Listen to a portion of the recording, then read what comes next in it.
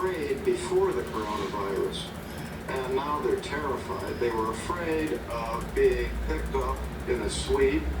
They had been terrorized by our president and Congress. Whether they're legal or not, they were living in fear. And now they're even more scared. They're afraid to call in sick. They're afraid to file for unemployment. They're afraid of everything. And however, there's no testing at this plant in Storm Lake, so we don't really know how many cases there are in our area. And it could be 200-300, but only 5 have been reported as of today, and only 1 we know of came out of the Storm Lake Tyson meatpacking complex.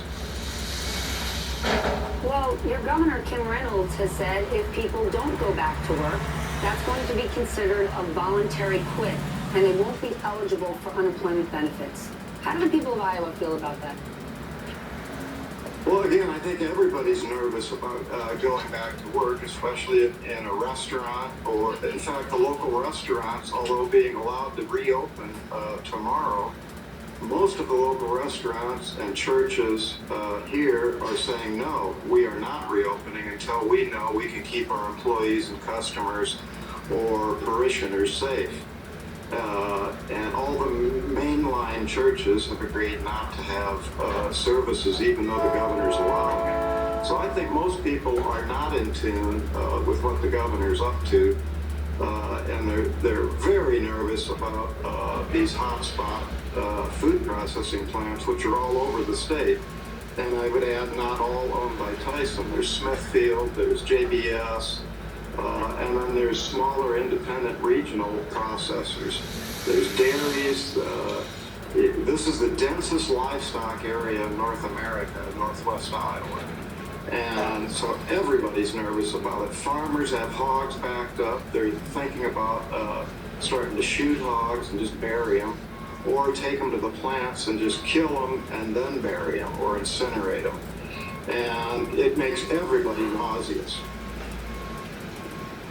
Sure does. I want to read a quote that stuck out to me that really shows how complicated this is. It's from a resident of Columbus Junction, Iowa, who got coronavirus, and 2 of his family members work at a nearby Tyson plant. And he wrote this: "I'm worried that the plant is back open, but on the other hand, I'm worried that they're closed.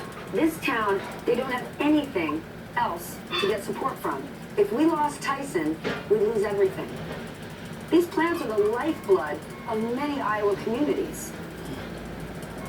Yeah, we're scared to death about this plant closing down. We've been scared about it since it was closed in 1980, when it was a high-grade plant, then became IBP. It opened up a year later. That year interim in 1980 was hell on Storm Lake. And a lot of people moved out of town. We weren't sure who'd be the last person to turn off the lights. I can remember that, and I don't want to go through that again. But on the other hand, all my neighbors are these darling children who come from Latin America, and they want to come in and pet our rabbit, and we can't let them because it could kill us. And so we don't want these plants necessarily to reopen until we know that strict protocols are being in place to control the spread of the virus.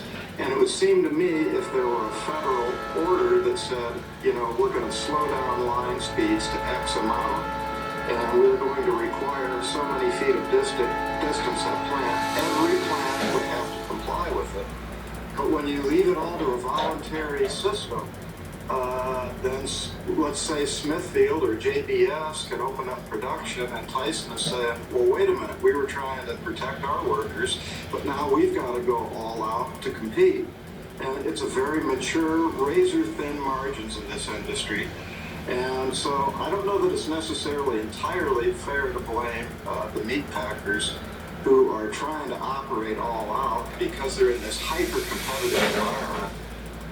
And they're afraid of production capacity is down 40% in red meat production right now because of worker shortages. So everybody's terrified, including Tyson, obviously.